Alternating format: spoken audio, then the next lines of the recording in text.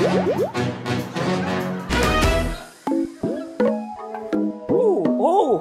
we have a consultation. Hello. Okay. How are you? Okay lang po, Kamusta? Oy, live tayo ngayon ha. Sabayan mo ako. Hello guys! Kamusta kayo? Sabayan mo, kahit yung mga informer. Alam mo yung informer? Yan. Hindi ko na po nabutan ito. Kamusta po kayo lahat? Andito na naman po. Naka-live tayo ang inyong dancing doctor na si Doc Tic. Welcome po. At kasama natin dito ngayon si Totoy from Tayuman. Totoy, kamusta? Okay lang po, Doc Tic. Kamusta po kayo? Yan. Ano pong problema mo, Totoy? Nagkakaroon kasi ako ng problema, Doc, sa pagkakalbo. Kasi yung kuya ko, yung lolo ko, yung kuya ko, nakakalbo. Gusto ko sana maiwasan. Alam mo, Totoy, it's a good question, ano? Para na rin sa ating napakaraming followers dito, sa ating dancing doctor. Alam mo, ang sakit ng pagkakalbo, sakit talaga yan ng mga matatanda. No? Yung mga tumatanda o nagkakaedad na lalaki. Opo, Doc. No, talaga normal, lalo na kapag nagkakaedad na. So, ang minsan din naman nangyayari, pwede rin itong hereditary.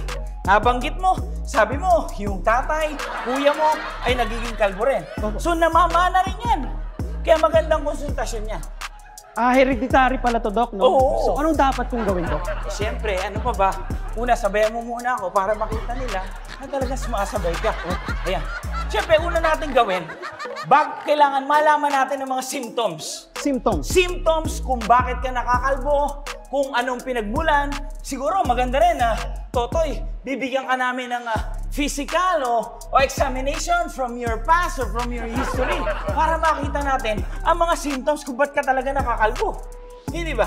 Complicated data yung masyado, Doc, Alam mo, hindi complicated. Pero hinihingi na ako. No? Totoy, alam mo, sa totoo lang, para malaman din natin ang symptoms, alam mo, pagkakalbo, tinatawag din niyang baldness. Baldness. Ang baldness, yan din sa English yan. O di kaya, yan yung crown head. Yung bald spot sa head. Yan. O kaya, ang sign yan o symptoms yan, yung hairline mo, Totoy, tumataas. Tumataas yung hairline mo. Alam mo nangyari? Yung noo mo, umaabot hanggang batok. Ganon yun. Isa yan sa mga sign. At alam mo yung tinatawag na shaggy? Alam mo yan? Ano yung shaggy? Sa gilid lang, yun! Sa gilid lang ang buhok. Sa gilid lang.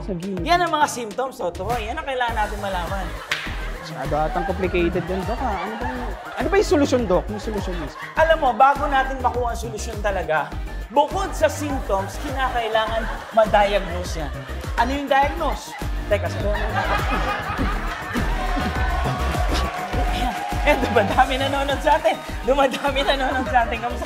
Ang symptoms, pagkatapos natin na symptoms, ang diagnose naman, kinakailangan i-check natin yun. Hindi natin malalaman ang pinagmulan ng pagkakalbo mo. Kung ito ba'y namana, ito ba'y simptomas ng pagkapanot muna. Kumbaga, kinakailangan ma-diagnose. Kukuha tayo ng slide skin from your bulb, no, para ma-check, ma-biopsy ang pinagmulan ng iyong pagkakalbo. Ganun yun. Ano talaga ba, Doc? Oo. Hindi natin pwede shortcut. Pwede doon na tayo sa solution.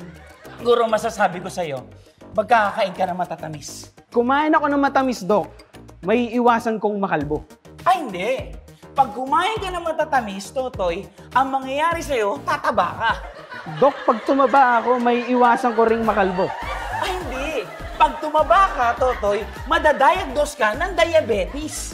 Di ba? Diabetes? Diabetes ka! May iwasan kong makalbo pag nagkaroon ako ng diabetes, Doc? Ay, hindi, Totoy. Pag nagkaroon ka ng diabetes, magkakaroon ka ng poor eyesight.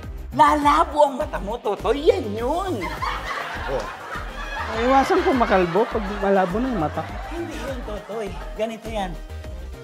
Lalabo ang mata mo. Ibig sabihin, hindi mo na rin makikita na nakakalbo ka. Diba? O di solve ang problema.